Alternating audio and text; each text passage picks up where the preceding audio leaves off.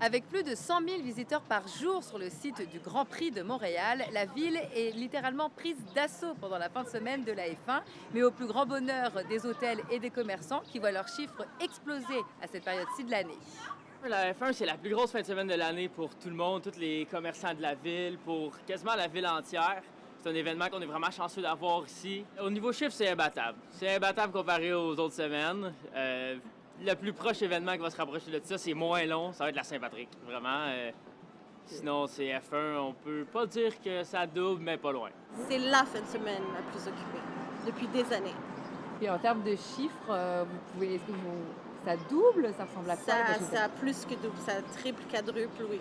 Plus de gens qui sont là pour dépenser et ils dépensent en moyenne environ 1 000 $ par personne. Mais ça, faut le dire, c'est vraiment une moyenne parce qu'il y en a qui viennent et qui dépensent de très gros montants dans les restaurants, les bars, les commerces du coin. Et puis, ça fait le bonheur de l'industrie touristique, là. Certains font en 4 jours ce qu'ils font dans l'année au complet. Et c'est également une période très importante pour les hôtels du Grand Montréal qui affichent un taux d'occupation de 95% selon l'association hôtelière du Grand Montréal. Et les hôtels les plus en vogue sont les plus luxueux. Au Grand Prix, tous les hôtels haut de gamme, que ce soit les 5 étoiles, comme par exemple le Ritz-Carlton, le Four Seasons et certains autres hôtels 5 étoiles, les hôtels haut de gamme, ceux-là, c'est sûr que c'est des hôtels très prisés par les voyageurs du Grand Prix. Mais ensuite, tous les hôtels à Montréal, peu importe la catégorie, sont très occupés aussi pendant cette période-là.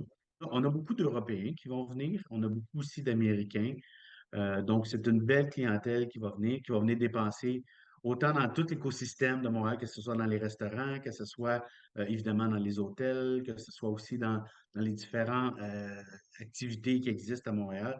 Les retombées économiques touristiques directes, on parle de 92 millions de dollars. Ça, c'est des dépenses provenant des visiteurs de l'extérieur de la métropole qui sont totalement centrés. Donc, des gens qui sont venus à Montréal ce week-end-là précisément pour le Grand Prix.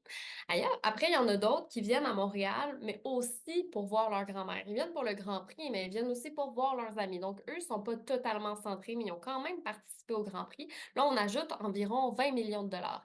Et on peut aussi ajouter quelques 50 millions de dollars. Et ça, ce sont les dépenses des Montréalais. Donc, en tout, les dépenses du Grand Prix, c'est plus de 160 millions de dollars.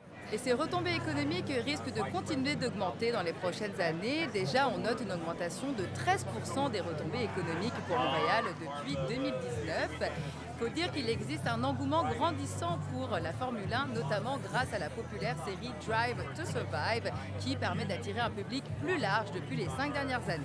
À Montréal, Juliette Poirot pour Nouveau Info.